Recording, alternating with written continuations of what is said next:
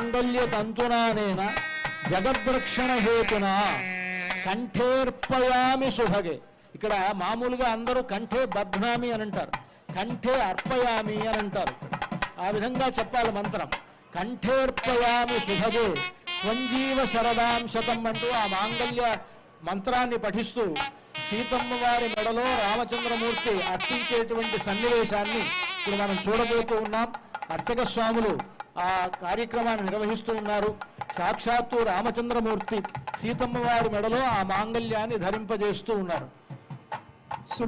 సుమంగళీరితి మంత్రేణ శ్రీ సీతా మహాలక్ష్మీదేవ్యాః కంఠే మంగళసూత్రం బద్ధ్వా